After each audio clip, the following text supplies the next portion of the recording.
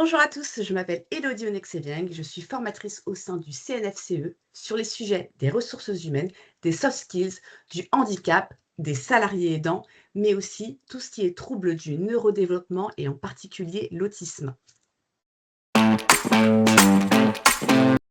Aujourd'hui, la performance ne se joue plus uniquement sur les compétences techniques, dit savoir-faire. Elle va se jouer essentiellement sur les compétences comportementales, dites les soft skills, dites les compétences de savoir-être. Pourquoi? Parce qu'aujourd'hui, nous sommes dans un environnement professionnel complexe, en perpétuel changement et qui change très vite.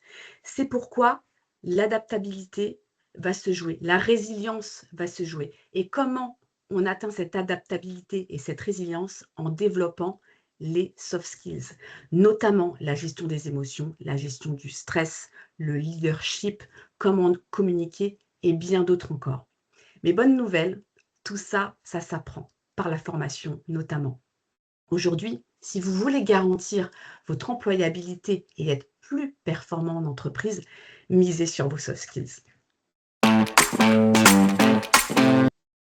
Comment accompagner et intégrer les salariés aidants? Première chose, il faut rendre visible et légitime le sujet.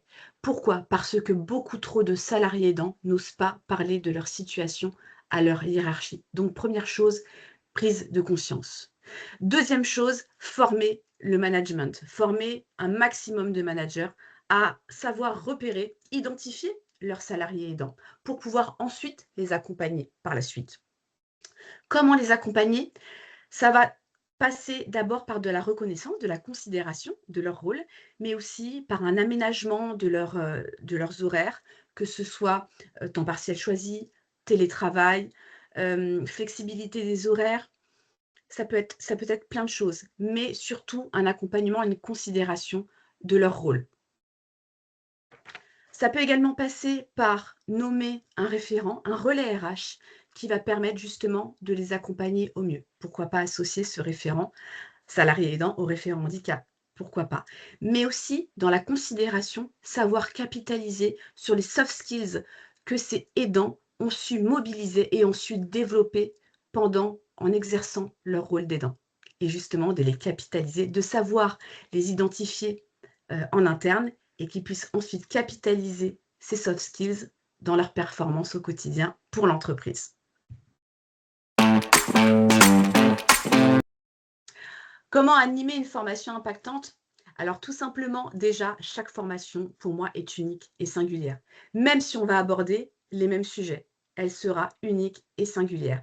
Donc, pour répondre à cette unicité-là, il faut absolument avoir une analyse très fine et très précise du besoin et de la demande. Et le but est de s'accrocher à cette demande du début jusqu'à la fin de la formation. Et de faire aussi un point à mi-parcours de cette formation-là, si on répond bien aux besoins et aux attentes, et auquel cas, on réajuste. Bien sûr, des jeux de rôle, des mises en situation. Je sais qu'il y en a qui n'aiment pas trop les jeux de rôle, donc je m'adapte dans ces cas-là. Mais en tout cas, les personnes partent avec un engagement et un plan d'action.